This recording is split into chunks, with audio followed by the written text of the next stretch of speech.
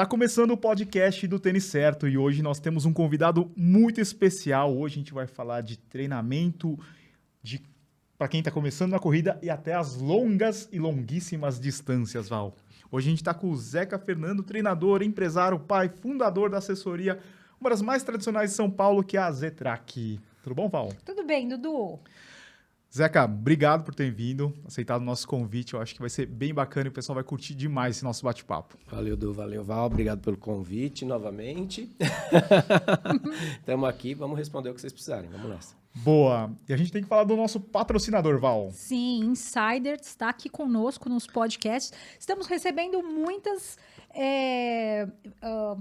elogios, Dudu. Verdade. O pessoal está elogiando bastante o podcast, então você que quiser ajudar, compartilha com a gente. E a Insider abraçou aqui nosso projeto. Muito obrigada. A Insider que tem camisetas tecnológicas, aquela camiseta que você não precisa passar. É de material, né, Val? Que não fica cheiro, né? Depois do dia, você pode usar, você pode viajar. É isso que a gente tem feito. Tem tanto aquela camiseta para você usar no seu dia a dia, quanto a camiseta de performance. E eles mandaram um presente para você também vestir uma Insider. Legal. Presente para obrigado. vocês. Zeca. Obrigado, galera. Obrigado, Insider. Vou usar. Vamos com fazer certeza. em breve um sorteio para os nossos. Vamos. Eu preciso descobrir como é que faz para a gente poder Pessoal, fazer. acessem aí têniscerto.com/insider e tem aquele cupom esperto para você ganhar um desconto. O cupom é Tênis Certo, o link na descrição e também fixado no primeiro comentário. Vamos começar do começo, Val? Vamos começar do zero. Zeca, como que o esporte entrou na sua vida? Como que era? Lá atrás, quando você era moleque, você já praticava algum esporte meninão. ou foi depois? Caraca, velho. Quanto tempo vocês têm aqui de podcast? O tempo é o seu tempo. Vamos lá. Olha, eu sempre fui do esporte. Assim, desde que eu me conheço, eu sou do esporte. Eu sou o tipo do cara que fica puto da vida. Eu estudava em escola pública. E aí, a educação física, era para um monte de gente fazendo ao mesmo tempo. A coisa que me deixava mais puto da vida era voltar para casa sem ter encostado na bola. Porque às vezes acontecia isso, né? Você jogava basquete. O professor ensinava lá, tinha pouca bola, muita criança, né? E o negócio aí fazia aquele joguinho, tipo, fez a primeira cesta, sai o time. Cara, eu entrava, fazia tudo, não pegava na bola, isso me deixava puto. Então, eu era o cara que sempre quis jogar. Então, eu aprendi a fazer atividade física na escola. Na escola, eu aprendi a jogar voleibol. Eu acho que eu tenho um dom para o voleibol, e aí eu virei jogador de voleibol.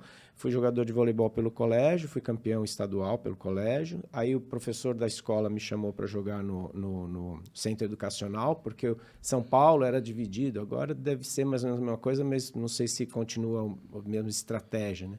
Mas eram as escolas, os melhores atletas da escola iam para o centro educacional, que pegava uma região maior. Os melhores do centro educacional iam para um único lugar, que é o Centro Olímpico de Treinamento e Pesquisa. E aí, teoricamente, ele ganharia um outro vulto, né? Eu fui da escola eu fui para o centro educacional, lá eu também fui campeão do estado, pelo próprio centro educacional, e aí eu fui contratado pelo Palmeiras, que era um clube, né, que é o clube de futebol. O maior do mundo. Só não tem o Cané, só não é campeão do mundo.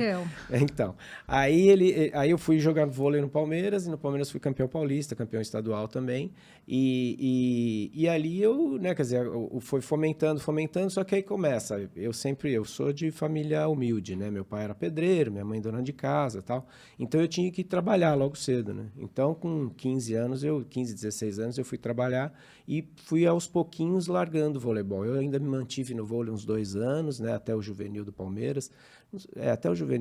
Aí eu fui largando e aí eu me dediquei para a faculdade, essas coisas. E aí aquilo, quer dizer, nunca parei de fazer atividade física, né? Aí eu fui para a faculdade, fui fazer educação física, né? E na educação física eu tinha que arranjar emprego, porque eu não tinha grana, né? Você teve dúvida? Você chegou a ter dúvida? Se ou não? Você já foi Não, certeiro? eu tive dúvida. Quer dizer, não é que eu tive dúvida. Na realidade, era assim, na época que eu fiz educação física, a gente tinha a USP como universidade que tinha a faculdade de educação física. Depois, as outras faculdades eram todas longe de São Paulo. Então, a gente tinha a OSEC, que era em Santo Amaro, e naquela época, você pegava um ônibus para ir para Santo Amaro, você levava 3 horas para chegar em Santo Amaro, de ônibus de linha. Então, tinha Santo Amaro, que era o OSEC, tinha São Bernardo, que é a... Putz, eu esqueci. Do ABC? Isso, ABC. A Universidade do ABC. E tinha a FEFISA, que é em Santo André, que não existe mais a faculdade. E tinha Mogi. Então, na época, eu prestei a faculdade para todas. Aí eu entrei em todas que eu prestei. Aí acabei fazendo a OSEC, que era mais próxima para eu poder chegar. Porque, cara, eu pagava o almoço com o jantar, sabe? Aquele negócio de começo de faculdade, né? Então, eu não podia gastar muito indo muito longe e tal. Então, eu comecei a fazer umas contas ali e fui para o OSEC, né? E aí, lá na OSEC, eu me formando, precisava ganhar dinheiro, precisava dar aula. E a única aula que era mais fácil de lidar aqui em São Paulo era para ser professor de natação. Porque tinha muita academia de natação naquela época. É diferente do que é agora, tipo os Smart Fit da vida, que tem muito para fortalecimento. Lá na época era aula de natação, né? Piscininhas e tal. Então eu comecei a dar treino de natação. Aí, cara, eu tinha a competição na minha cabeça, né? Assim, quando eu fui para a faculdade, eu falei, cara, eu vou ser um técnico da seleção, cara. O meu foco é esse. Aí eu comecei a dar treino de natação, aula de natação, treino de natação e tal. E aí eu sempre montava um timinho, assim, de nadadores e tal, lá nas academias. Aí eu fui também evoluindo dentro das academias. Acabei dando treino numa academia que tinha uma piscina de 25 metros, então eu tinha mais possibilidade de treinamento e tal. E aí eu montei uma galera que participava de torneios paulistas e estaduais, e eu botei vários caras campeões estaduais. E aí eu fui convidado para ser treinador de clube. Aí eu fui para o ATC, né, que é o Alphaville Tênis Clube, que era um clube que estava em, tipo, 14º aqui em São Paulo, no ranking de São Paulo. E aí a gente foi, deixei ele em 7º, mais ou menos. Legal. E aí eu tive atleta campeão brasileiro, atleta campeão paulista e tal. E aí eu tinha uma possibilidade de mudar para o Pinheiros. E aí era a chance de eu virar o treinador da seleção brasileira, que eu tanto queria, porque na natação, o treinador da equipe brasileira é o treinador que tem mais atletas na seleção. E o Pinheiros era o time que tinha mais atleta pela estrutura que ele tinha, não necessariamente pelos treinadores. Porque eu sabia que tinha muito treinador bom, inclusive no ABC tinha muito treinador bom que trabalhava lá e tal. Mas a estrutura do Pinheiros ajudava, né? Os caras têm piscina de 50 metros, aquecida e tal. Lá a gente tinha, piscina de 25 gelada, era muito louco, assim. E aí... Quando começou aquela onda de, vou pro Pinheiros e aí já tô na seleção brasileira, né? Era o que eu queria. Mas aí eu tive um convite de um pai de uma atleta minha para montar a Zetrec, que na realidade não era nem Zetrec, era uma clínica esportiva. A ideia era ser uma clínica esportiva. Multisports? Ele era não existia isso naquela época. Ele era um médico e ele trabalhava com emagrecimento. Naquela época, aqui no Brasil, você podia dar remédio. 1994. 94. É. Então, naquela época, você podia dar remédio para o cara emagrecer. Agora não pode mais. Agora já faz uns 10, 15 anos, né? Então, o que ele fazia? Ele dava remédio para o gordinho emagrecia. Só que aí ele ficava naquele gap porque o cara emagrecia, ele parava de tomar remédio e ele engordava de novo. Aí o cara tomava remédio e emagrecia. Então, o cara ficava assim. Ele não mudava o hábito dele, né? Na realidade. Então, ele falou, Zeca, você não quer montar a clínica junto comigo? Eu dou remédio pro cara, o cara emagrece. Quando ele emagrecer, a gente vai desmamando ele, vai tirando o remédio e você vai entrando com atividade física. Então, era uma estratégia para o cara poder mudar de vida, né? Mudar os hábitos dele. E aí, aí sabe quando você chega e fala assim, eu já entrei, já sou técnico da seleção brasileira, né? Aí eu meio que perdei um pouco o tesão e o desafio do novo ficou sendo um pouco mais valorizado na minha cabeça, né? E aí eu larguei tudo, a natação do lado, e fui montar essa estratégia, assim, com medão da porra, sabe? Porque aquele negócio, não sei o salário que eu vou ter o mês que vem, sabe? Empreender. Mas, e aí deu certo. Aí deu certo, a gente criou uma clínica, aí começou só eu e ele nesse sistema, né, de perda de peso e tal. Aí outros profissionais começaram a entrar, né? Entrou uma nutricionista, entrou uma fisioterapeuta e tal. E aí a coisa foi mudando a configuração à medida que vai evoluindo, né? A gente fala muito a sociedade vai mudando, e realmente a sociedade foi mudando, né? As pessoas foram foram entendendo mais o lance da perda de peso, das mudanças de hábitos e tal. E aí o meu setor, que era um setor que não era, eu não chamava como assessoria esportiva, mas já era, porque eu tomava conta só da parte esportiva, né? Ela foi crescendo de um jeito que ela acabou engolindo a clínica. E, ao mesmo tempo, também começou a ter proibição de remédio, você não podia vender remédio e tal, né? Então, eu comecei a crescer de um jeito que a clínica foi engolida pela assessoria. Os alunos começaram a pedir para mudar o nome, porque eles corriam nas provas com a camiseta escrito Clínica Paulista. E os caras falaram, pô, Zé, parece coisa de doente e tal, não sei o quê. Eu falei, bom, então vamos foi criar no um nome. momento que a corrida começou também a aparecer muito, né? Sim. Não, eu peguei o boom, assim, não peguei o boom, eu peguei desde o comecinho, ela começando, assim. As provas eram só no Ibirapuera, provas de 6 quilômetros, uma prova a cada 3, 4 meses. Pela Corpore, vocês lembram da Corpore? Era a associação de corredores e tal. Então, eu peguei esse desde o comecinho. Eu era conselheiro da Corpore, né? Fui convidado para ser conselheiro. E como começou esse boom da corrida? Foi assim, aparecendo na Rede Globo? Quando que você percebeu? Assim, nossa, tá todo mundo querendo fazer São correr. Silvestre no fim do ano, aquela coisa, porque até hoje isso é forte, né? Foi uma coisa bem gradativa, assim, não foi assim de um ano para o outro. Você notava, assim, quando a gente punha as corridas, quando tinha essas corridas no Ibirapuera, que aí era a Corpore, era a Track and Field, que punha as camisetas e tal, fazia um negócio assim, e ela era muito bem organizada. Eu acho que o segredo foi a organização. Aliás, eu acho que o segredo no esporte é a organização. Quando você faz uma coisa assim, está organizada, a coisa tende a não dar certo, né? E ela era muito bem organizada pela Corpore. Aí os caras começaram a notar que cada vez que acontecia, vinha mais gente, né? Aí começou a ter fila de espera, né? Aí eles começaram a fazer mais provas, mas sempre dentro do Ibirapuera, porque a cidade nem estava preparada para isso, para ir para a rua e tal, né? E aí, quando chegou num certo ponto, em 1995 para 96, veio a Maratona de São Paulo, né? Que era para ser, aí eu vou contar umas histórias para vocês de velho, né? Não sei se Peraí, deixa eu só entender. Então, ela nem acontecia na rua, era dentro do Ibirapuera. Não tinha... eu lembro disso. 2 voltas de 3 quilômetros. Nossa! Você largava do Porquinho, dava uma volta de 3, não dava a volta no Porquinho na volta, passava direto aqui, dava a segunda e terminava do outro lado do Porquinho, porque é um triângulo, né? Meu Deus, não consigo imaginar isso. Quantos corredores tinham na época, mais ou menos? Putz, cara, eu vou te dizer que corria, sei lá, umas 500 pessoas. Porque, imagina, lá dentro, 500 pessoas ali, né? E aí começou a ter problema com o parque, porque muita gente... Era de sábado, era de domingo de manhã. Então, quer dizer, né, dava um agito. Mas era legal, porque era uma época romântica, né, da corrida, né? Raiz. Raiz, total. E era uma época que eu estava aprendendo a correr, né? Porque eu não corria, cara. Era da vôlei, depois natação, depois comecei a correr, né? Então, o meu tesão era, tipo, o cara ganhar depois que eu tivesse passado pela metade.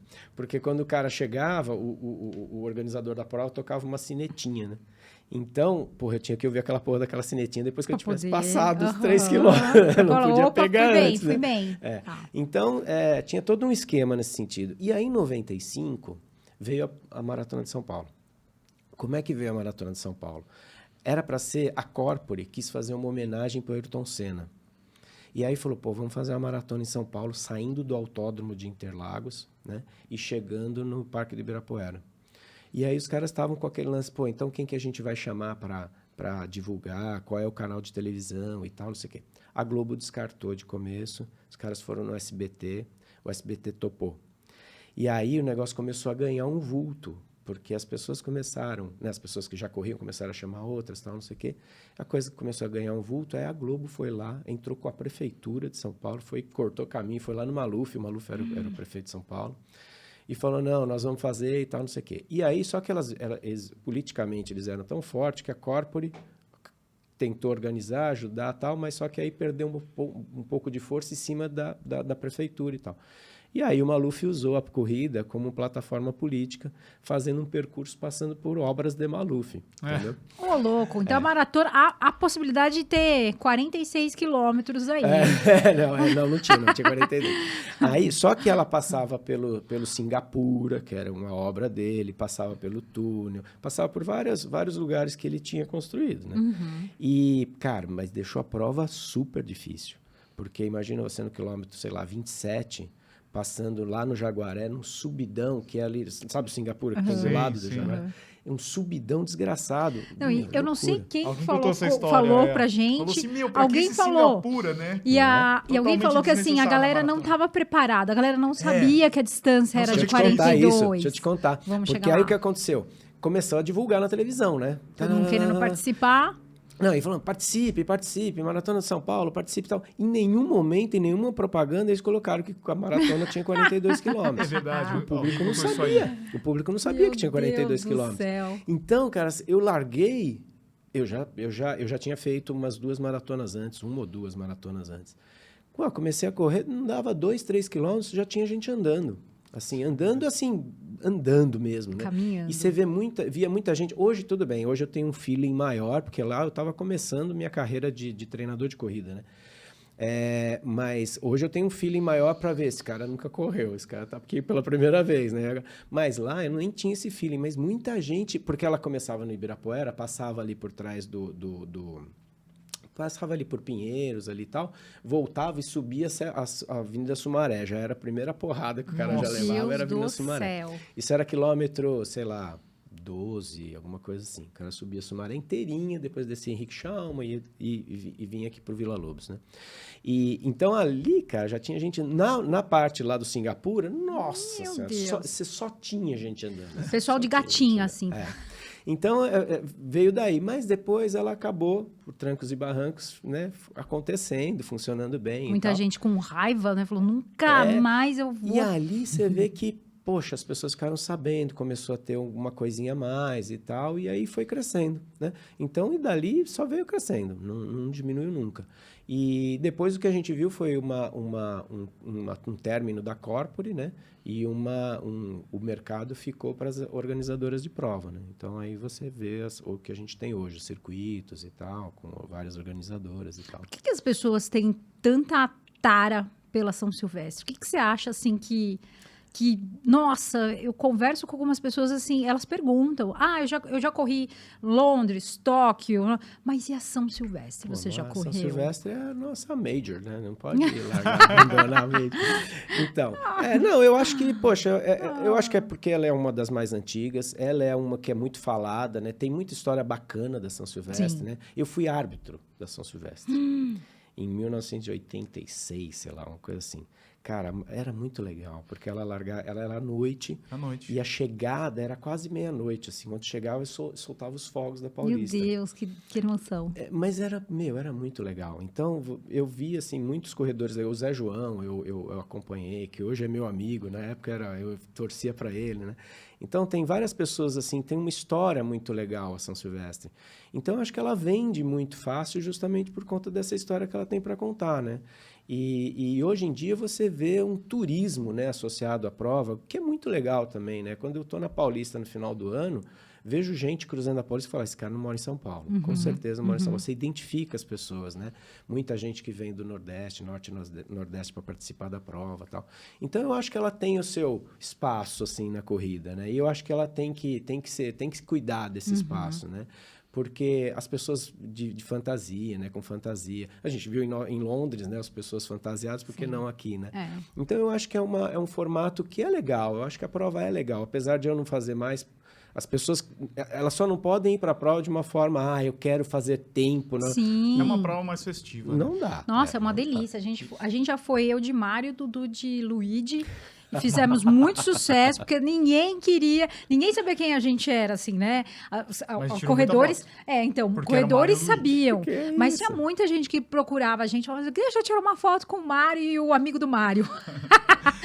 Olha, você vê que interessante, é uma história recente ainda a corrida, né? Você tá falando de 95 para maratona, você pega Boston, tem 100 e pouco, não é? Sim. Né? Então, o pessoal fala assim, pô, não tem torcida nas ruas de São Paulo. Imagina nas outras cidades, né, que... Não, Edu, e eu vou te contar, vazia. Isso é histórico, né? Porque a gente fala isso do Brasil, né, cara? A gente cobra, às vezes, do Brasil como um todo, algumas coisas que a gente talvez não tivesse visto em outros países pela idade que a gente tem, né? Sim. O país inteiro é jovem, né? Então, a gente cobra muito porque a gente tem uma visão de fora, fala, puxa, lá já estão fazendo assim, por que aqui não é? Cara, tem que chegar aqui, é um processo, né? Isso é uma coisa que eu estava comentando esse final de semana. Eu saí para correr... E um carro me fechou, assim, né? Eu tava perto da calçada, ele foi virar para mudar ele tava vindo contra, e aí ele virou. E ele não parou, ele foi para cima de mim, né? E eu fiquei brava na hora, né? E eu falei, caramba, quando que as pessoas vão começar a enxergar as pessoas que correm com respeito e parar, porque a impressão que dá é que as pessoas sentem raiva, às vezes, de ver o que está fazendo correndo na rua, né? Vai para a calçada. Só que a calçada é muito ruim, é muito cheia de buraco, é irregular, então é muito melhor você ir para a rua. E aí depois eu fiquei muito brava. Fiquei pensando depois, eu falei, mas que ainda é muito novo. Embora a gente fale, não, mas tem. Não, gente, ainda é muito novo. E desde de colocar nas escolas, né, de colocar o atletismo, tem estrutura. Qual escola tem uma pista de corrida, né, de 400 metros? Nenhuma, né? Se você vai para fora, você encontra, né? Por isso que a gente fala, por que os Estados Unidos tem tanta pista? Porque os caras valorizam esse atletismo e desenvolvem isso, né? Então, eu entendo que é um crescimento. Em algum momento, eles vão entender que colocar uma pista junto para as crianças treinarem, né? Além do futebol, que é muito falado, né? Esportes com bola, o atletismo também, em algum momento, vai aparecer. E se não tiver, talvez em todas as escolas, que tenha no bairro, né? Quer dizer, assim, no Canadá você vê muito isso, né? Aqueles suportes em praças e tal. Mas eu acho que, por exemplo, o cara que vai parar para você atravessar vai ser o corredor. Ou então vai ser aqueles caras, os amigos das suas filhas, sabe? Sim. Porque as novas gerações, você já vê que vão, né? Que tá sendo diferente. Verdade. Você vê a homofobia hoje, você vê as novas gerações. Não cara, tem quando eu era moleque, tinha umas piadinhas, né? Nossa. A gente... Imagina os trapalhões hoje. Nossa os trapalhões, senhora. cara. Todo domingo as famílias paravam para assistir os trapalhões. Exatamente. Ali exatamente. tinha de tudo ali, né? E hoje, você conta uma piada dessa pro meu filho, pros meus filhos, que tem 20 Não tem graça. e pouco, o cara olha pra sua cara e fala... Você tá rindo do quê? Tá Qual rindo que é a do quê, graça, velho? né? Então, isso é legal, cara. Isso Sim. eu acho que isso é a maior conquista de uma sociedade, entendeu? É essa mudança que ela vai gerando, né? De respeito com as pessoas que estão ali. Porque o que eu noto claramente, assim, é uma capacidade de empoderamento que as pessoas têm hoje. Então, o cara... Ele está dirigindo, ele acha que ele é o cara mais importante ali e que o corredor não tem vez, o ciclista não tem vez. Aí ele larga o carro, ele põe a bicicleta, ele anda na bicicleta, ele acha que o corredor não tem vez, então ele vai se empoderando da coisa de uma forma muito ruim, né, cara? Então ele tem que saber que todo mundo tem. Ó, eu vou te dar um exemplo claro. Eu dava treino na USP à noite.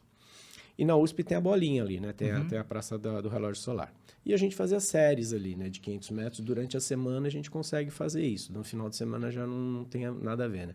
E eu fazia séries ali. Bom, no começo do ano, começa as aulas na universidade. E tem um monte de gente nova, né? Que nunca, né? Calouro, né? Cara, então a coisa que eu mais faço é responder dúvida de calor. O cara chega, onde fica o prédio, não sei o quê, onde fica a rua? Então eu falei, cara, não me pergunta por rua, pergunta de qual é a faculdade você quer ir, que eu já te falo onde você vai. Então vai, tá bom. Eu tô lá na pracinha, dando série e tal, não sei, e tem uns 4 ou 5 outras pessoas fazendo rodagem ali também. Uma mocinha, coitada, universitária, chegou agora, tá? Chegou, perguntou alguma coisa e foi atravessar. Quando ela foi atravessar, o cara veio passando, correndo. Porra, ela olhou pro lado do carro, né? Ela não olhou pro carro do corredor. Né? E ela olhou pro carro do cara e foi atravessar. Quando o cara passou, segurei a menina porque o cara ia chapar nela, né? Eu segurei ela e o cara falou assim, olha a pista, porra! Aí eu falei assim, moça, não esquenta não. Porque ele acha que isso daqui é uma pista. Mas na realidade isso aqui é rua. Ele tá correndo na rua. Isso é uma coisa interessante. As pessoas falam assim, corre na calçada. Só que a calçada é para o pedestre. Então, assim, a partir do momento que você coloca a velocidade, né? Vou fazer tiros, né? Numa quadrazinha. E você coloca a velocidade, eu tenho exatamente esse pensamento. É a minha responsabilidade cuidar do pedestre. Exato. Porque ele está passando devagar, e pode ser um idoso, pode ser, enfim. E com a velocidade você pode machucar essa pessoa também. Então, qual corredor que nunca passou assim por um ponto de ônibus com bastante gente? Ou você vai tomar um susto, ou você vai trombar com alguém, ou a pessoa, tipo, tá olhando pro ônibus, ela vai virar assim, né? Sim. Vai bater em você. É isso mesmo. Eu sempre fico atenta, assim, porque as pessoas... Eu tenho exatamente esse pensamento. O corredor tem que respeitar o pedestre, o ciclista, o corredor, o carro, e assim vai, né? Exatamente. Isso não é... Isso é lei, acima de tudo, né? Não é só um pensamento, né? Além de tudo, né? De você ter esse pensamento, né? A regra que eu uso é essa. O maior tem que se preocupar com o menor. O mais veloz tem que se preocupar com o menos veloz, né? E uma coisa que é clara para mim, por exemplo, eu corro no Parque do Ibirapuera, A coisa que eu mais fico preocupado é com criança, né? Porque a criança tá lá 2 km de você, em algum momento ela vai entrar na tua frente, né? Sempre acontece isso. Então eu já fico sempre de olho ali na molecada para não trombar com por isso eles. que eu acho que deveria ter um movimento, sim, de bairros ou de... E até eu acho que a prefeitura, enfim, não vai se manifestar dos municípios, né? De repente, até das empresas, das marcas de se organizarem e montarem um espaço que seja dedicado, porque vai ser bom para todo mundo. Poxa. Você protege, você consegue criar corredores até melhores, né? Porque ele desenvolve um treinamento melhor. Eu acho que vale a pena. E fora o lance da família mesmo, né? Família levar as pessoas, os pais verem os filhos treinando, correndo, fazendo outra atividade, né? Eu acho que mini centro educacionais nos bairros é um perfil muito canadense, né? O Canadá faz isso. Uhum. No Canadá não tem essa, que eles chamam de subprefeitura aqui, lá eles têm as associações de bairro. Uhum. E a grana vem do governo direto para a associação de bairro. E a associação de bairro é feita pelos moradores. Os moradores é que tomam conta. Então você vê curso de inglês, curso não sei o quê, Isso é legal. bairros, né? Isso é legal. Tem até para imigrante, né? O imigrante Isso. chega, ele é acolhido pela associação associação regional, né? Ô Zeca, a Zetrec é uma das assessorias mais antigas de São Paulo, talvez do Brasil, né? Não existia esse formato que a gente conhece hoje. Você falou lá que antigamente ela era uma clínica voltada para emagrecimento. E depois, quando começou a Zetrec, como que era assim, esse começo de assessoria? Imagino que a gente tinha o Marcos Paulo, talvez a Ranfan. Isso, que eu lembro, quando a gente começou, tinha nós, o Marcos Paulo, a Ranfan, a Race, do Arape, talvez o Diogo, acho que o Diogo Lopes entrou um pouco depois, e era isso, eram nós, assim. E começou muito de uma necessidade das pessoas se juntarem, assim, porque as pessoas corriam, às vezes você via gente... Era no Ibirapuera? No Ibirapuera, acho que foi onde nasceu mesmo. O Ademir falou pra meio gente que ele movimento. pegava o ônibus, ia até lá treinar e depois voltava pra casa Você dele. vê, onde nasceu o movimento. Mas você via muito assim, começou porque você via já grupinhos, 2, 3 amigos que se juntavam para ir correr. E essas pessoas queriam mais, assim, queriam um social com um objetivo específico para algumas coisas e tal. Então, o treinador caiu, assim, no colo, né? Deu certinho. Só que esse lance empresa, né? Isso foi se consolidando, né? Então, você tinha o treinador, né? Aparecia lá o treinador, o Branca, os meninos lá e tal. E aí, à medida que foi crescendo, a sociedade vai mudando e vai criando novas necessidades, né? Então, a gente foi criando uma empresa, né? Lugar, eu tenho escritório. Tem gente que ainda não tem escritório, mas eu tenho um escritório lá, onde a gente deixa material, tenda, aí suporte em prova, começou a ter necessidade. Vanzinha, né? Os carrinhos e tal. Então, a coisa vai crescendo com essa cara. E aí é interessante, né? Porque também isso vem mudando, né? Antigamente nós éramos, sei lá, em 5, 6 assessorias que foram ficando grandes e agora hoje a gente está vendo uma horizontalização da coisa, né? Então hoje tem um monte de assessoria. Nossa, me falaram que em São Paulo acho que são 120, alguma coisa assim. É muito mais, 120 acho que está ligado à TC, né? Que é a Associação de Treinadores. Mas tem muito mais que não está ligado à TC. 120 com certeza você já vê na USP no sábado. Nossa, eu acho que tem. Então, ela está horizontalizando. Porque as pessoas, às vezes... Porque antigamente o cara fala assim, não, eu quero treinar na Zetrec porque ela é uma puta assessoria, né? Agora o cara está mais preocupado em, qual é a assessoria aqui do lado de casa? Ou os amigos estão, né? Ou o amigo está aqui, entendeu? Então, o cara, às vezes, ele abre mão de algumas coisas para ter outras, né? O cara não quer se deslocar por exemplo, Zona Norte não, Zona Leste é um lugar que tem poucas assessorias, né? Então, eu recebo muita mensagem lá na Zetrec, falando assim, qual lugar que tem aqui na Zona Leste e tal?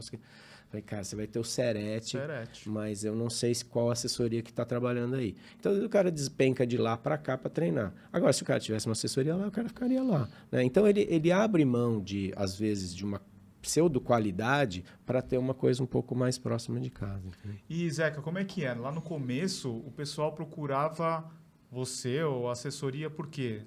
Porque a gente não tinha esse boom que tem hoje. Eu quero correr maratona ou maratona de Floripa, Rio. Os objetivos não eram nem performance, Quais eram imagina, os objetivos, né? antes? Cara, é muito louco, porque assim, primeiro, eu respondi essa pergunta ontem, porque eu tenho um pessoal da SPM fazendo trabalho lá comigo, E eles perguntaram mais ou menos isso. Mas olha só, antigamente, primeiro que a nossa divulgação era boca a boca. Não existia Instagram. Redes sociais, não nada. existia telefone, cara, celular. Verdade, Eu mandava verdade. planilha por fax. Nossa! Você não sabe o que é fax, eu falei.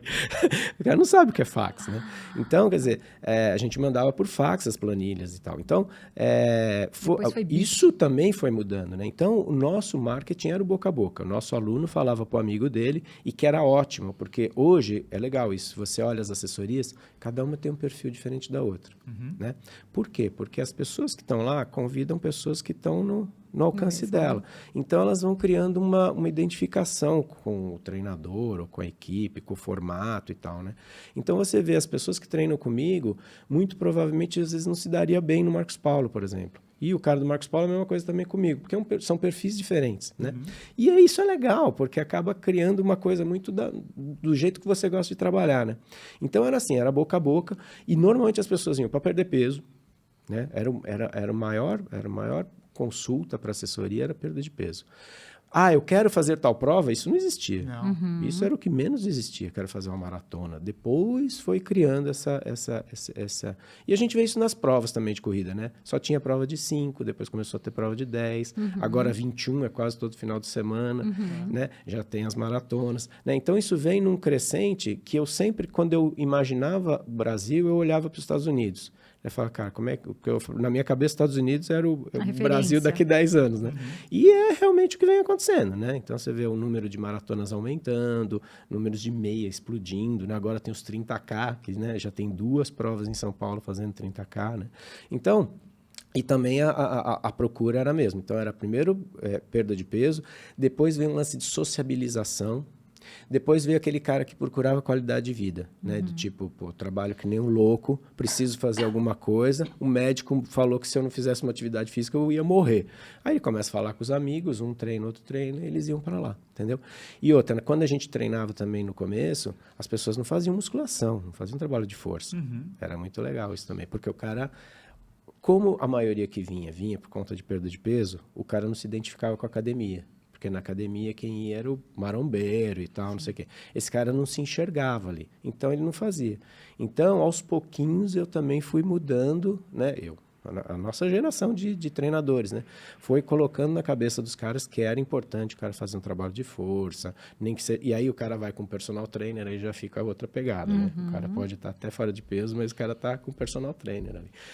Então, vem todo uma história em cima dessas coisas, né? Você falou uma coisa interessante no começo das escolas de natação, que tinham muitas escolas de natação, que hoje, tipo, ou viraram academia, né?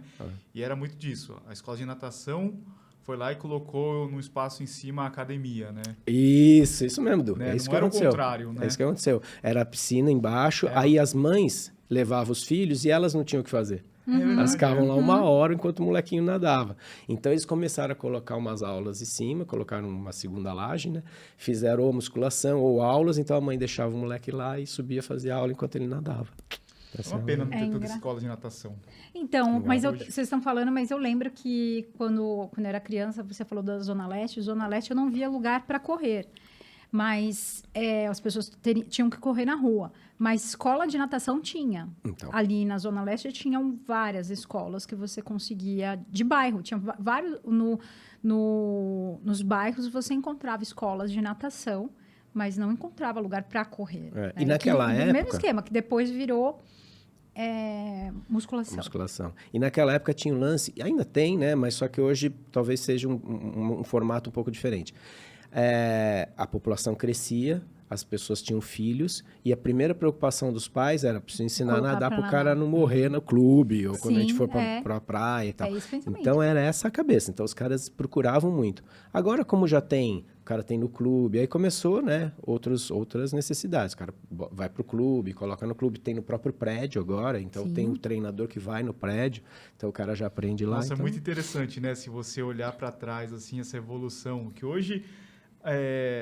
muito por conta de segurança, né? Os condomínios acabaram mudando. Você vê, a academia, as pessoas vão procurar um imóvel novo e falam assim, tem academia no prédio? Se for e não quer uma academia ruim com halter só, né? Ela quer uma academia completa. Isso desvaloriza o teu condomínio se não tiver uma boa estrutura, né? Como Antigamente, o condomínio, o pessoal queria quadra de futebol. Hoje não é o quadro de futebol, que é a academia, que é uma piscina aquecida, Quadra coberta. de squash, Vai Tem mudar. uns que querem até beach tênis. Pro cachorrinho, né? É. Você vê, então, Isso, pet, né? Isso. você vê que antigamente começa. O Zeca mesmo falou. Eu participei disso daí, de treinar no Centro Olímpico, no Constâncio Vaz, né?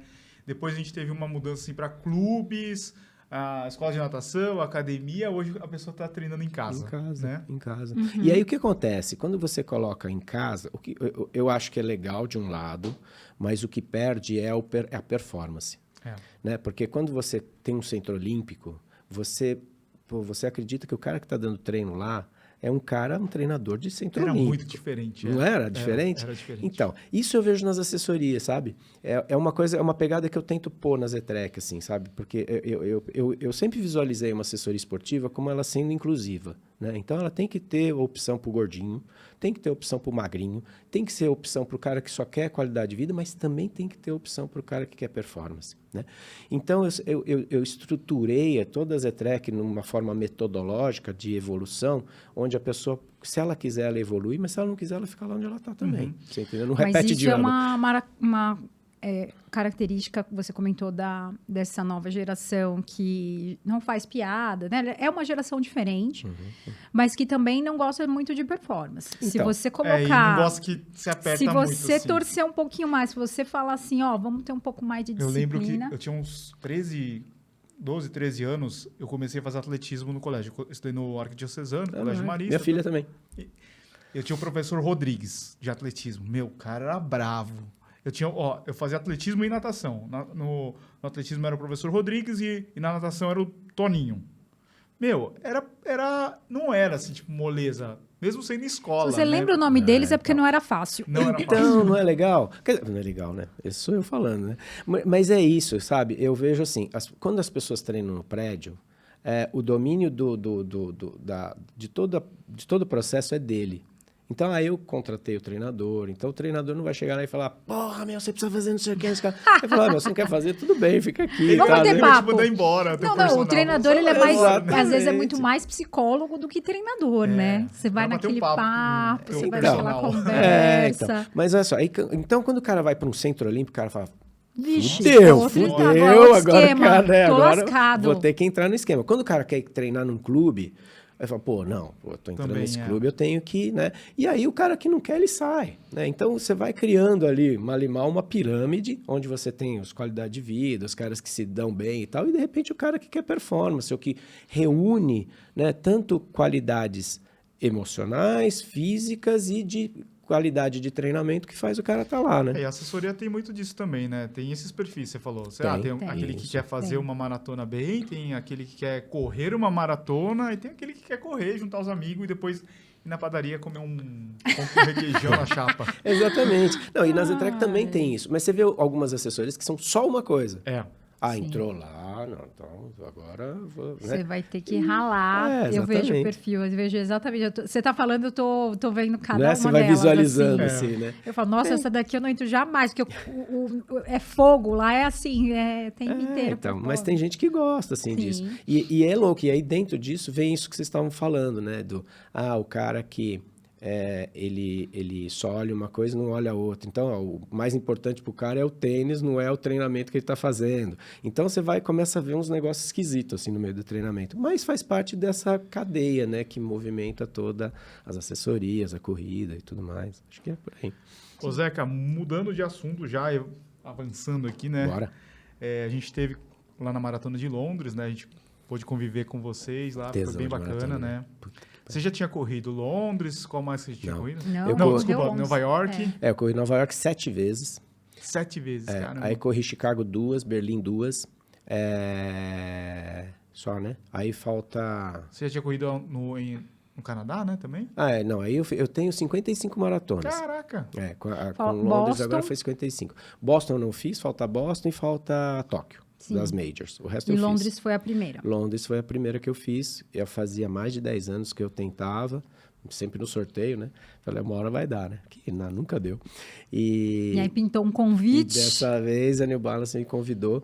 Na verdade, eu vou ser justo, a New Balance já tinha me convidado antes da pandemia. Mas daí não rolou a E prova. aí estourou a pandemia, não teve a prova. E aí, na volta agora, eu tive o convite de novo, então a gente pôde ir, né?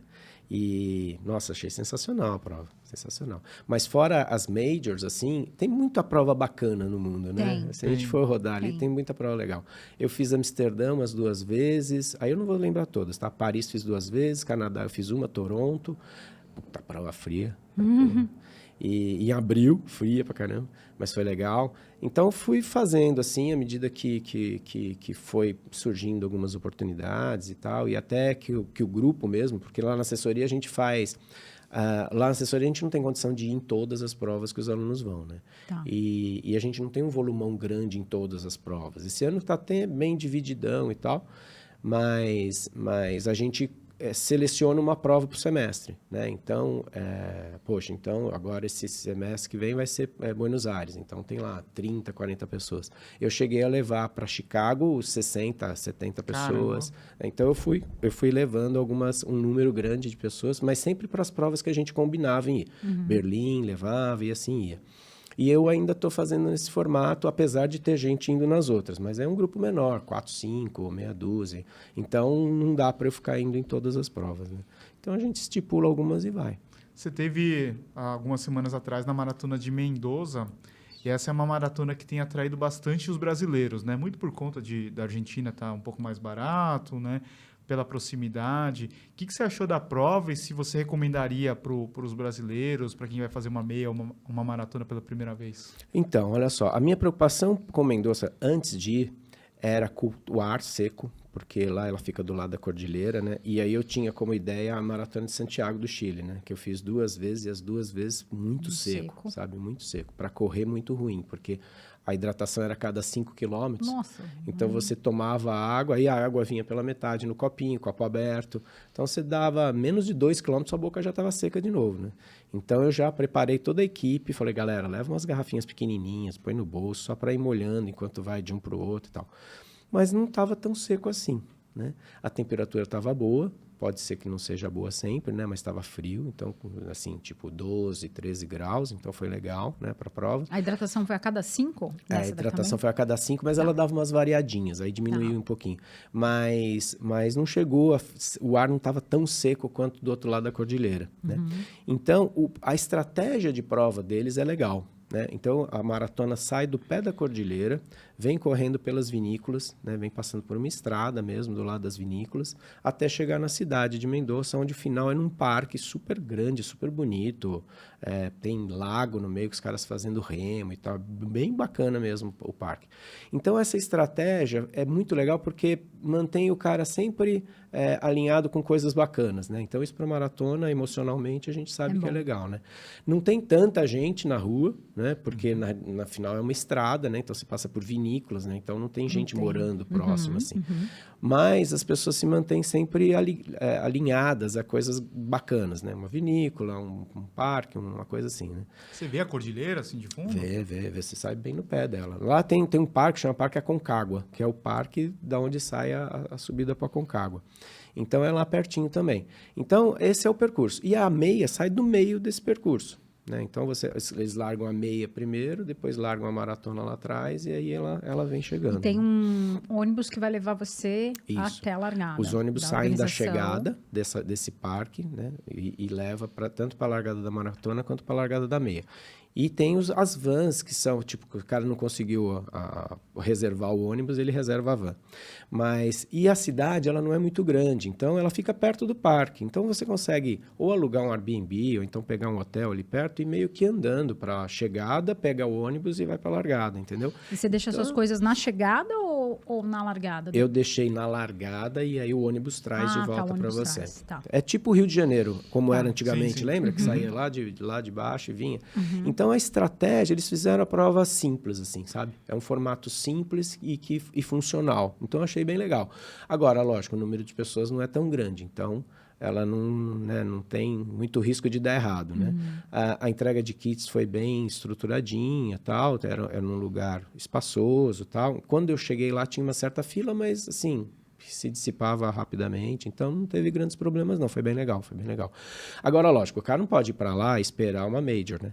Um feirão e tal, lá tem uma, sei lá... É uma prova do interior, né, na verdade. Isso, umas 20 tendinhas lá, vendendo roupa, suplemento, e é isso, entendeu? O cara não pode esperar. Agora, a cidade é convidativa, né? Muita gente vai para lá justamente por causa do dinheiro argentino, né? Que está desvalorizado, coitado Do dos caras. vinho, Você achou- como é que depois, você não achou? Você achou pós-prova. caro, barato? Não, é mais barato, com certeza é mais barato. O vinho é sensacional e os jantares, né? A comida é muito boa. A comida segue o padrão bom argentino. Ou passeio, seja, né? um bom passeio, É um bom né? passeio. Isso, No é um bom meio passeio. tem uma maratona. Isso. Mas, muita Ou uma gente... meia. O pessoal foi lá, chegou na quinta-feira, correu a prova no domingo e ficou uma semana lá.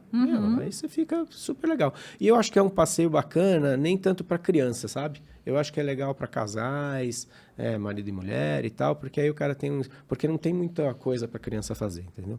Mas tem lá o grande atrativo é a alimentação, é para você jantar, tal, visitar as vinícolas, visitar eles têm lá algumas plantações de olivas, né, as oliveiras, e tem o parque Aconcagua, tal. Então você tem alguns lugares legais ali para visitar, mas são visitas mais adultas, assim, que eu vejo. Então se fosse para dar uma dica aí para as pessoas que estão assistindo o podcast, ir nessa pegada que, nossa, é muito legal, bem gostoso. Você acha que é um lugar legal para a primeira maratona, para a primeira meia? Acho que sim. Agora o cara não pode pensar que ele vai para uma prova plana, né? Que é o que todo mundo fala que não é plano, você faz um baita tempo, não sei o quê.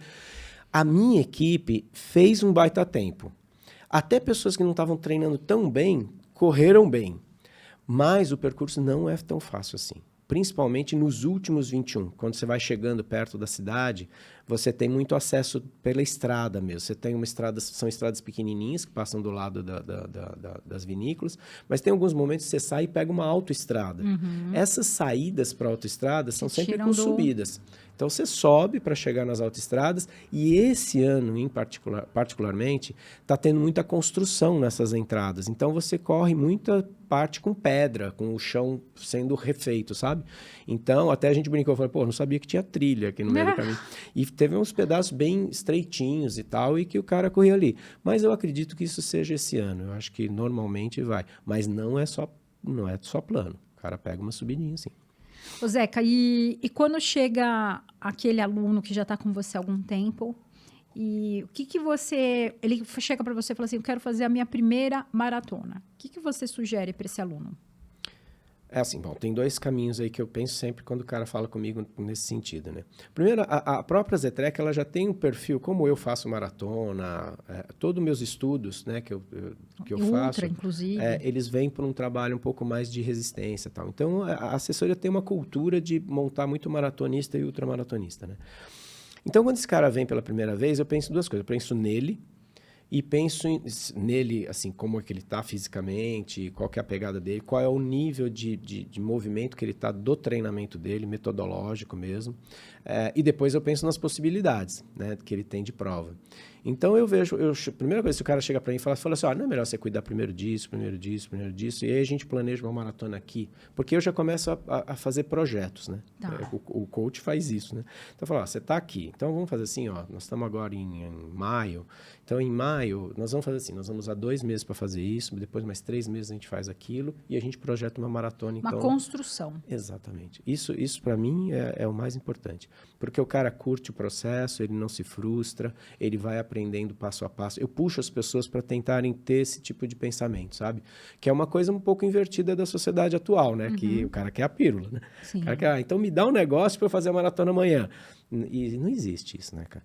Então eu tento trazer ele para essa ideia de construção. Mesmo que de vez em quando ele vai escapando, aí eu vou trazendo ele de volta. Falo, lembra, você tem que estar aqui. Puta, é mesmo, Zeca. E aí o cara vem e assim vai. Então, isso eu penso na pessoa. Depois eu penso nas oportunidades. E aí a oportunidade é um pouco do poder aquisitivo, de praticidade do cara. Tem gente que ainda tem aquele lance de, eu quero fazer a primeira aqui em São Paulo, porque se eu me passar mal, eu pego o Uber, eu vou para casa e tal. Ainda tem muita gente que fala isso. Mas eu arrisco tacar o cara na primeira, já vai para Nova York ou vai para não sei o quê, porque você vê que é um cara que costuma viajar mais, já está mais atual. Então... E eu acho que vale... eu sempre falo, né, que a primeira... É legal você estar em casa para encontrar pessoas, né? Ter seu pai, sua mãe, seus amigos, né? E pedir para essas pessoas, fica lá na linha de chegada, porque em algum momento você vai querer desistir, aí você fala, putz, tá todo mundo me esperando, eu vou, né? Então, lá na Zetrec a gente faz um pouco isso. Aqui em São Paulo, a gente não põe assim um ponto com todo mundo, mas a gente espalha a equipe no percurso inteiro. Isso é legal. Então, o cara está sempre vendo alguém, né? E Isso a gente coloca bom, a gente né? de bicicleta, o cara anda com o cara de bicicleta, tem gente que corre 10 em 10 quilômetros. Então, teve gente aí que fez os 42, o cara combinou, os 10 primeiros você corre com tal, 10... Então, eles já vão articulando. E a gente Isso tem é muito sempre bom. uma pessoa lá no 41. Tá. O 41 é aquela hora que o cara precisa de um carinho, sabe? Engraçado, eu quando fiz a minha primeira maratona em São Paulo, eu quis desistir no quilômetro 30, que eu entrei na USP, né? USP, né? Chato, você não conseguia sair de lá de jeito nenhum. E aí eu tava com a assessoria da Lobo e o treinador passou de bike e falou, não, vamos junto. E aí ele, quando eu comecei, eu tô querendo desistir, ele começou, de jeito nenhum, vamos lá, vamos junto, vou do seu lado. E isso foi me ajudando até a hora que eu saí da USP. E aí fui embora. E é o que você falou, no quilômetro 40 também, aquele desânimo, aí vem do Ibirapuera e pessoas, né? Pessoas, eu falei, não, agora você segura que você vai terminar. Então, lá a gente tem um posto de Coca-Cola no 36, que é quando o cara sai da USP, 36, um pouquinho 34. Sempre quando o cara sai da USP, anda um pouquinho, tem lá alguém da Zetrec. Dá uma animada. Pro cara poder dar aquela sustentada no final, né? E no 41 é aquela hora que o cara sai do último túnel, sabe? Putz, e o cara sai arrebentado do último túnel. Então, ali é mais pelo carinho mesmo, sabe? O cara chega e fala, pô, você tá bem, dá uma andadinha aqui, respira lá, vai que vai, não sei o quê. Aí o cara se anima e vai. Entendeu? Mas se tiver a oportunidade de fazer maratonas fora, principalmente essas que são majors, né? Aí é sucesso absoluto. Aí é Champions né? League da corrida. Aí é sucesso absoluto. Então, aí o cara tem essa ideia do estar em casa. Quando não, eu mando ele para Porto Alegre, que é uma prova que eu gosto muito, pessoalmente falando. Eu acho que ela tem todo um esquema para funcionar bem, né? E quando ele quer sair, aí eu tento as mais rápidas. E se ele quer melhorar tempo, ele vai para as rápidas. Se ele quer só participar, eu vou mais no turismo, né? O que você está pensando? Para onde você quer conhecer? Como para uma muralha da China? Qual que é uma diferente assim, que você já fez? Diferente de Nossa, isso daqui tá fora do circuito dos brasileiros.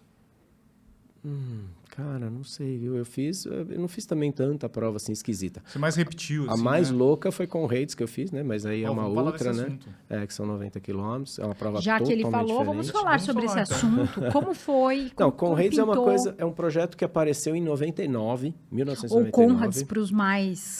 Com Raids, né? Portuguesados. O certo é comrades, né? Que é companheiros, né? No inglês, e vem da essência do companheirismo mesmo, a prova, né? A prova é totalmente diferente. Se vocês tiverem um dia uma oportunidade de fazer algum trabalho lá, vale a pena, porque é legal. As marcas, a New Balance estava lá com eles, ficou um tempo lá com eles, e depois saiu. Mas, tem muita gente que ainda usa o tênis New Balance lá correndo, muita gente gosta da marca ainda lá, você precisa ver que legal. Mas foi um projeto que apareceu em 99. Quem tinha feito a prova era o Márcio Milan, que é o cara do Pão de Açúcar e tal, que hoje fez a corrida Abras, né? Fez o revezamento Abras, foi ele os incentivadores, né? Ele tinha feito um ano antes e aí conversou comigo, com o meu sócio e tal, falou, poxa, Zeca, vamos, né? O que vocês acham e tal? E a gente, o meu sócio falou assim, Zeca, vamos montar uma equipe, vamos para lá. Eu falei, 90 quilômetros, cara, eu fiz 4 maratonas, 5 maratonas. Não sei o que, vai, não sei o que. Aí naquela época o Branca era nosso sócio também, é um outro treinador aqui de São Paulo. Ele ficou sócio, sei lá, algum tempo, não foi muito tempo, sei lá, uns 3, 4 anos, e depois montou a assessoria dele, né? E a gente encampou a ideia e fomos, assim, tipo, cara, não sei nem o que treinar aqui de características específicas da prova, né? Aí tudo bem, a gente criou um treinamento, correu na estrada, a gente corria na Bandeirantes ali, no acostamento da Bandeirantes.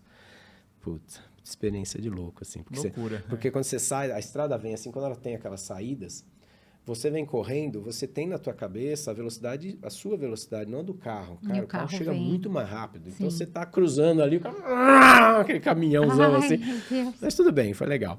E aí, nós fomos a primeira vez para lá. Eu fiz um treino muito maior do que precisava para a prova, assim, muito mais focado. Tanto é que eu não andei em nenhum momento da prova. A prova, imagina o seguinte, você sai de São Paulo e chega no Guarujá. Essa é mais ou menos a distância.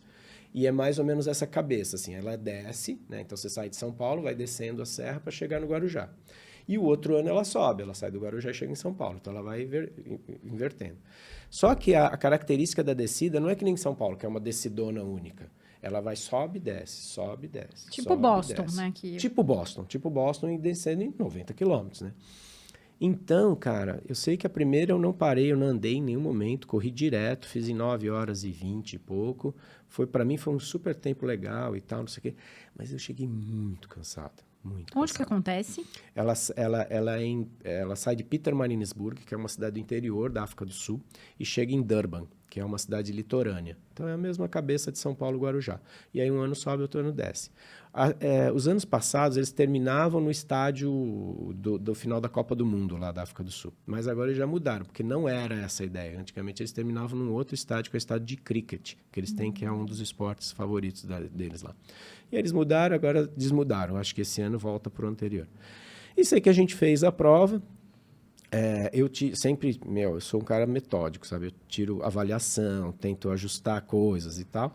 E aí começou a existir um histórico disso. As pessoas que gostaram, quiseram ir de novo. Aí eu tive um gap de ida para lá, eu não fui mais e tal.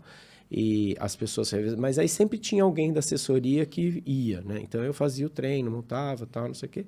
E de uns 4, 5 anos para trás, eu comecei a chamar as pessoas de novo, né? Porque eu vi que a maratona cresceu. Eu falei, bom, dali eu acho que eu tenho um número de pessoas para poder levar para a ultra, né?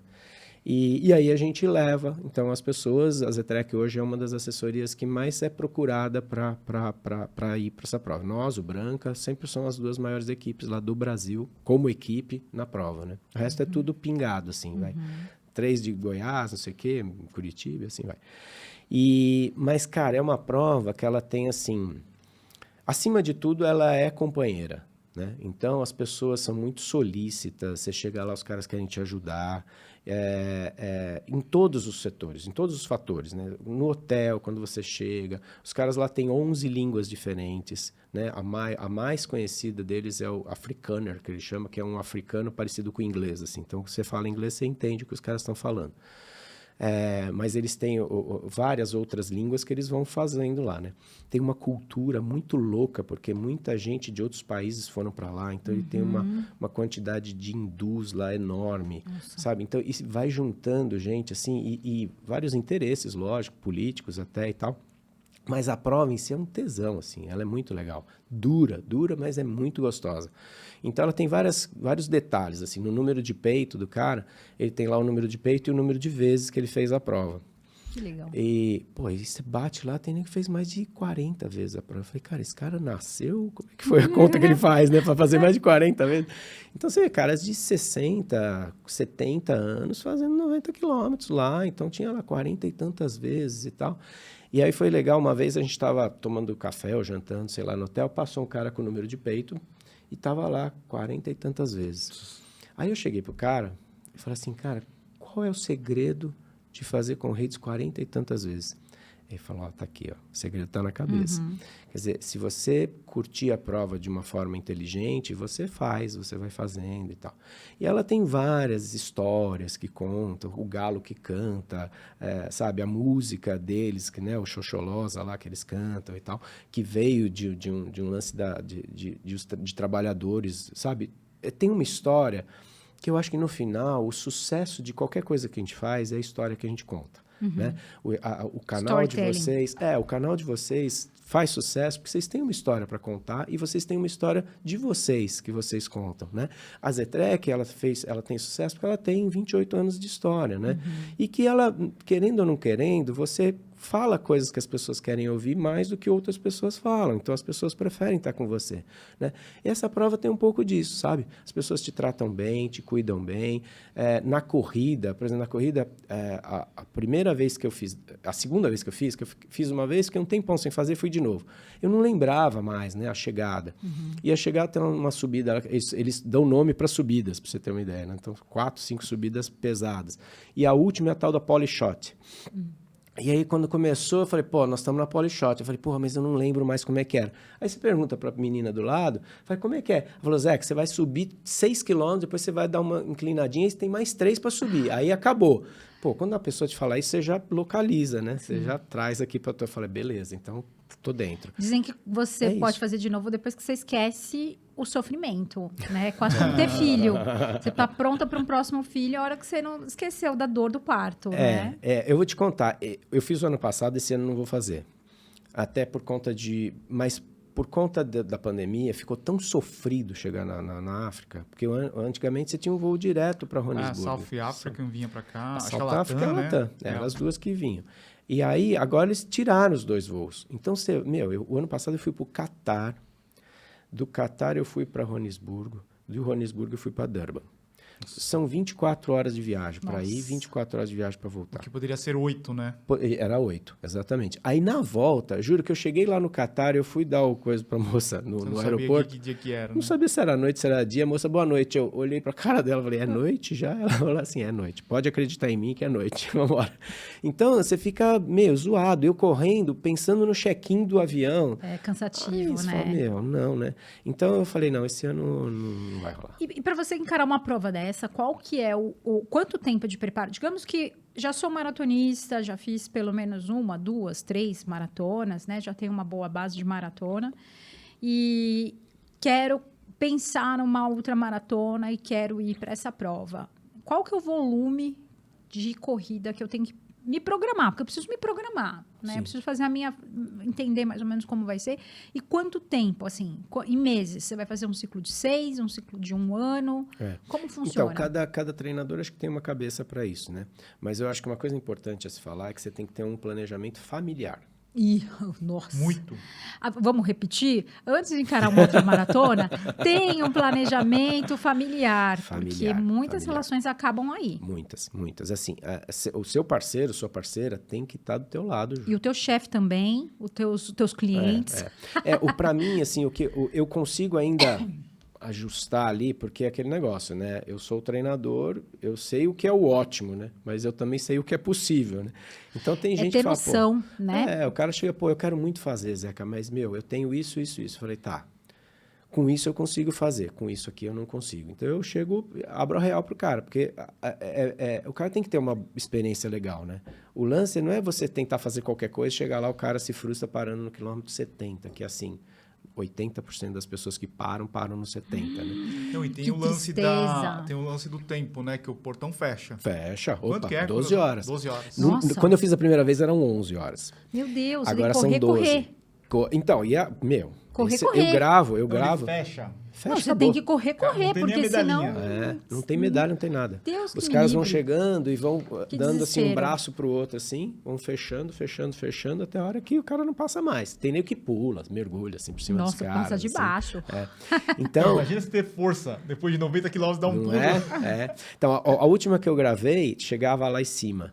E eu ficava lá gravando, cara, e o que eles fazem? Então tá aquela barulho de música, né? De chegada de prova. Pessoal, falta não sei o que. O cara lá no locutor e tal, não sei o que, tocando música e tal. Portão do Enem. Aí vai fechando, os caras vão fechando, falam, pessoal, 10, 9. Meu e Deus. o carinha ali entrando ali, ó. Ai, que 10, desespero. 9. E o cara puxando assim à vontade e não vem, a perna não vem mais, sabe? Né? Aí 10, 9, 8. Quando ele dá 0, desligam a luz e desligam o som. Que judiação. Aí fica ali uns 10 segundos assim, as pessoas andando, assim, chegando, que já eram, né? Não passam mais. Aí eles tocam uma corneta. Tocam uma música numa corneta.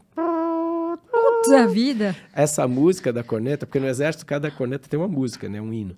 Essa aí é o hino dos mortos em batalha. Tá louco. Que isso? Sacanagem, né? Isso é Não é muita louco isso? tristeza. Então, você vai filmando os caras, e aí é um desespero, porque os caras estão ali no estádio já, Nossa, cara. gente. Tá faltando 100 metros para chegar e não Não tô chega. preparada. E aí não ganha nada, não ganha medalha, não ganha nada. Então, isso é uma das características deles, e a galera fica lá para ver os caras sofrer, olha só, parece, né, leão. E agora, quando você fala, tudo bem, então você precisa ter uma preparação familiar, assim, né, para as pessoas entenderem que o cara vai chegar na USP, por exemplo, o cara que treina na USP, né, vai chegar lá às 5 horas da manhã, que é quando abre a USP, ele vai ver todas as assessorias montando, todas as assessorias desmontando, e ele vai continuar correndo, né, lá pelas biologias Leva da sua vida, aguinha, sua garrafinha, sua água, mochilinha, tal, e e assim vai que vai. vai. Então, o cara fica lá, às vezes, 7 horas correndo, né? 8 horas correndo. E ele vai chegar em casa às 2 da tarde, tendo saído às 5 da manhã, entendeu? Então, as pessoas precisam entender o que é isso, né? E preparar a alimentação, né, legal, nutricionista, fisioterapeuta, lá, aquela coisa toda. Então, isso é uma coisa que é importante, né? E, às vezes, o cara fazer isso, depois no domingo não aguentar fazer nada mais, né? Porque o cara que tem um troço desse... Agora, quando você fala de uma preparação estruturada, eu consegui encaixar uma preparação de 6 meses para o pessoal. Pelo menos 6 meses. Às vezes eu acho até que para algumas pessoas é muito, né? Então, porque o que você vai notando? O cara faz 1, 2, 3, 4. Na 4ª vez que ele faz, ele já... Você consegue dar uma ajustadinha, entendeu? Uma diminuída. Porque fisiologicamente ele já tem uma base de memória, volume. uma base que ele consegue fazer. E essa base é interessante, porque não é só uma base física, tem uma base emocional do negócio, entendeu? É quando você junta o Yi e o Yang ali, e os dois começam já a andar junto no sentido de, tá, eu tô garantido, eu vou chegar, eu sei que eu vou chegar. Então, eu vou me acertando aqui com o Zeca e a gente vai fazendo um treino um pouco diferenciado. Então, eu tenho isso. Alguns atletas que já fizeram algumas vezes, eles têm um treino diferenciado, que às vezes eles até treinam 4 meses antes da prova. Tá? E fazem a prova. Agora, via de regra, 6 meses eu uso, porque também é um caminho desgastante, sabe? Sim. Então, muita gente começa, quando chega lá no 4º, 5º mês, já está com um treino de 60 quilômetros, 65 quilômetros, o cara já está ali e ele tem mais 2, 3 meses pela frente, entendeu? Até o volume dele, o longão dele para uma prova de 90 quilômetros é quanto? 60, Eu 70? levo até 70, entre 60 e 70. 70 Faz um dia, normal. corre 70 quilômetros. Um dia. E eu também fui mudando, né? Os ciclos de treino eu fui mudando a cada ano, né? Tanto para se ajeitar as pessoas, como também para ter uma melhor performance da coisa, né?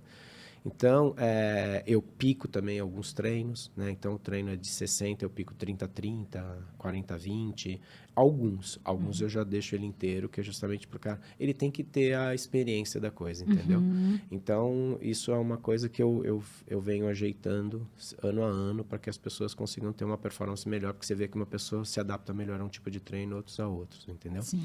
Então, é essa. E aí, durante a semana, eu não escapo muito do treino, porque esse cara trabalha, né? Sim. Não adianta você querer fazer um treino de 20 km pro cara, o cara não tem tempo de fazer isso.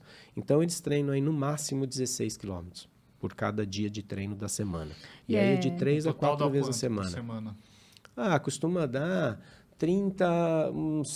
olha, ele não varia tanto assim como da maratona. No meu caso, eles vão aí uns 80 quilômetros. Quando chega a 100, chegou muito. Aí você fala para alguns treinadores, eles falam, nossa, isso é muito pouco. Tal. Mas é o que a pessoa consegue fazer, né? O cara não vive só disso, da corrida, né? ele não chega em casa, vou tomar um café aqui e deitar, né? Ele vai trabalhar. Exatamente. Eu acho que... E ele consegue fazer, faz em tempos bons, 8 horas, 9 horas, 10 horas. E assim é difícil. Eu acho que a ultramaratona, ela é para um ser humano diferenciado, no sentido de ter uma cabeça muito mais de resistência, de suportar, de passar muitas horas sozinho e não pirar. Porque, às vezes, a sua própria companhia, o silêncio te incomoda. né? Você precisa ter outras pessoas, você precisa... E é uma jornada muito solitária. Eu vejo, assim, essa coisa do ultramaratonista muito solitário. Diferente da corrida, 5, 10, que às vezes as pessoas vão muito porque, eu quero ter a medalha, né? Ou mesmo as Six Majors, né? O que eu vi agora de pessoas falando, não, eu quero ter essa medalha. E eu falo por mim, né? Durante muito tempo isso foi meu sonho. Mas você tem pessoas junto. Já na ultramaratona é uma coisa muito mais solitária. Então, antes de pensar, e é aquilo, é importante você entender para você não se frustrar. O que você é capaz de fazer naquele momento, naquela fase, né? Porque para não virar uma coisa assim... não vou falar nem da mulher, eu vou falar do homem, tá? Porque mulher ainda entra num outro, onde é que você vai treinar, onde vai ser seguro, onde você vai correr 70 quilômetros num lugar seguro, né? Então, aí é outro assunto, vamos falar do homem. Mas, às vezes, você vê homens que estão numa situação que acabou de ter um filho pequeno, por exemplo, né? Tô com um bebezinho na minha casa. Cara, não se compromete. Não assume, porque... é uma jornada que, assim, vai ser uma jornada de muito autoconhecimento. E eu tenho certeza que a pessoa que entra numa prova dessa, no começo, não é a mesma que termina. A hora que cruza aquela linha de chegada, é uma outra pessoa. Você tem vários aprendizados. E sabe o que é interessante? Falando agora da parte emocional das provas, né? Você vê, o cara que corre 5 quilômetros, ele corre gritando, vendo as pessoas, né? Se identificando com essas pessoas. Quando essa mesma pessoa faz uma maratona... e vocês veem isso muito em maratona, o cara começa brincando, contando piada, tal. No quilômetro 20 ele já fica quieto, no quilômetro 30 e pouco ele tá xingando, né? O cara que começou não é o cara que tá terminando. Eu falo que começa no 30, a maratona vai começar mesmo no 30. Então, e você, Val, foi uma das poucas pessoas que eu vi na maratona se automotivando o tempo inteiro. Sim. Eu acho que esse é o grande segredo do bom maratonista. É o cara que consegue se automotivar se automotivar botando pra fora mesmo. Sim. Aqui, galera, agora que vai começar, 30 e poucos quilômetros, é agora que vai... Então, esse lance, o cara precisa ter, porque ele tá se convencendo de que ele tá ferrado, mas que ele tá bem, e ele tá convencendo as pessoas que estão em volta. Então, isso é muito bom. Para uma ultra, é muito difícil o cara se manter assim. Então, ele tem que ter uma outra característica, que é o da resiliência, que o pessoal chama de resiliência, que é do tipo... tá bom, eu vou aqui me poupar, eu sei que eu estou bem, eu sei que eu vou chegar, e essa é a pegada que eu tenho que fazer. Então, são as características emocionais que você envolve dentro de uma corrida, sabe? Agora, por exemplo... Eu acho mais do que isso, é escutar o anjinho e o diabinho o tempo todo, né?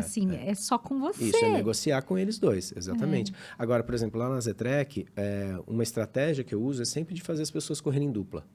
Né? Eles treinam para ultra sempre em dupla. Né? Então, o cara que vai fazer ao mesmo tempo, corre junto e tal, porque um motivo ou outro, um sabe que vai chegar atrasado, aí, de repente os caras já estão levando o Gatorade para o outro, sabe? Começando a suplementar o outro. A própria assessoria começa mais cedo, quando esses caras vão fazer os longos maiores, né? Às vezes eu fico lá mais tempo esperando eles chegarem, porque eu sei o perrengue que eles passaram, né? Legal. Então, a gente vai trabalhando com que a característica que a prova dá, entendeu? E a outra é de tipo, cara, você não precisa correr direto. Você não vai... Poucas pessoas correm direto essa prova, né? Então, a gente treina a caminhada também. Então, se o cara está correndo, na hora da biologia ele vai andar. Aí ele volta a correr, corre não sei o quê, aí pega até a veterinária, caminha. Então, a gente usa pontos estratégicos para o cara caminhar, para ele saber e se sentir bem quando ele chegar lá e precisar caminhar, entendeu? Meu Deus. Isso aí. Bora. Pra gente fechar, vamos fazer um ping-pong, Zeca? Vamos fazer um ping-pong? Bora. Tem algumas perguntinhas aqui, respostas diretas. Rápidas. Papum. Vamos lá. Prova ou corrida inesquecível? Com redes. Vamos lá. Se você não fosse treinador de corrida, o que você seria? Caraca! Psicólogo? Daqui a 2 anos você é você psicólogo não do falou. esporte. Você não falou isso. Então, Psicólogo minha e terceira formação. Nutricionista. Nutricionista. Mas nutricionista eu fiz mais para ser assim, um orientador, assim, sabe? Agora, psicólogo, eu acho que o meu sonho da seleção brasileira vai ser como psicólogo do esporte. Putz, Sei legal. lá, né? Vai saber. Antes da prova, eu como 3 pontinhos. Eu não como. Nem maratona? Não, maratona eu como bisnaguinha, banana e pau, prova. É boa. E depois da prova? Depois da prova, R4. Ai, que Adoro delícia. R4. Com sabor abacaxi. Eu pego limão, às vezes. Abacaxi eu não gosto porque eu tenho afta. Tá. Pô, aí você fala, não tem abacaxi no negócio, eu tenho afta. Essas coisas. Vai lá. Qual que é o seu tênis preferido da atualidade? New Balance. Tem algum específico? Qual? Então, cara, eu gosto muito do Rebel. Rebel para mim é ele é estratégico, assim, ele usa para qualquer coisa, assim, eu gosto muito de um tênis, eu gosto de um tênis pau para toda a obra. E usei os de placa, né? O Elite eu usei lá em Londres, achei muito legal, mas eu acho que eu ainda preciso estudar um pouquinho, entender um pouquinho mais o tênis, mas eu, assim... Curtiu? Provou. Lugar onde você gostaria de correr? Japão e Boston. É pra ele responder. Não, é que ele... Eu tô ajudando. Boa. Não, esses lugares eu sei que eu vou correr. Eu acho que é isso mesmo. Boston e Japão é um sonho. Japão é Vamos legal. jogar essa resposta pro universo. Você sabe Isso. que aqui a Vavá, ela é especialista nisso. A Vavá dá Vamos certo. lá, quem sabe ano que vem. Ó, escuta o que eu tô falando. Vou fazer o índice o ano que vem para Boston. 2025 já estou organizando com a equipe. Até Eba. o Bruno, que deu a ideia, meu treinador. O Bruno é um cara que se veste de bozo na São Silvestre lá, ele é famosinho. E ele falou, pô, Zeca, vamos montar uma equipe aqui com todo mundo conseguindo o índice o ano que vem, a gente vai em 2025. Falei, Boa. beleza, então vamos entrar nessa. Então Boa. a ideia é essa. E qual que é a sua próxima linha de chegada? Minha próxima linha de chegada vai ser em Buenos Aires. Maratona de Buenos Aires, em setembro agora, que a equipe vai. Também já faz parte desse meu projeto de fazer o índice o ano que vem. Então eu fiz 3 horas e 58, eu fiz lá em Londres. Agora a ideia é fazer 3h45, mais ou menos, em Buenos Aires. E depois fazer o índice o ano que vem. Zeca, bom. como é que o pessoal te encontra nas redes e a Zetrec? Então, cara, eu vou te contar. A minha, pra mim, arroba, né? Arroba coach_Zeca Fernando. Né? E as pessoas podem conversar comigo, tirar dúvida e tal. Às vezes que a pessoa fica, não vou falar com o Zeca. Pode perguntar lá o que quiser que eu respondo, não tem problema não. E na Zetrec, é Zetrec Brasil. Só que eu perdi a conta da Zetrec Brasil fazendo uma live para uma empresa, que a gente trabalha muito com empresas também, né? E aí eu coloquei o Instagram da empresa, brinquei com eles, falei, nós invadimos o Instagram aqui de vocês, não sei o quê. E aí a hora que eu fui tirar, eu fiz tudo certinho, o processo certinho, tirei e perdi a Zetrec. Meu Deus. Agora nós estamos lá num processinho Brigando lá com- para poder tentar colocar de volta. Cool. Então tá no Facebook, Zetrec Esporte Saúde. E tem site? Tem site, Se o pessoal zetrec.com.br. quiser treinar. Sim, entra lá, já tem os planos, os valores, as pessoas escolhem. lá E tal, onde né? vocês ficam durante a semana? Então, a gente fica no Ibirapuera de manhã e de noite, né? Às terças e quintas de manhã e de segunda a quinta à noite. Tem mais Água Branca e Vila Lobos. Ó, E pra aí quem tem os mora treinos em- à distância que a gente dá É. treino pro mundo inteiro, né? Eu tenho você falou, né? gente, eu Tem tenho gente- distante. Bastante Legal. gente, bastante gente. Boa. Isso é bacana. Então, pessoal, acessem lá. Qual que é o site? Zetrec.com.br. Zetrec é ZTRACK. Boa, pessoal. Então, acessem lá se vocês quiserem treinar com o Zeca, de repente fazer uma ultra, fazer a Conrads e maratona, né? Um dia eu vou fazer, daqui Legal. uns 20 anos. Ainda preciso me preparar. 20 não, né? 20 Menos. anos. Pô, vai antes, mano.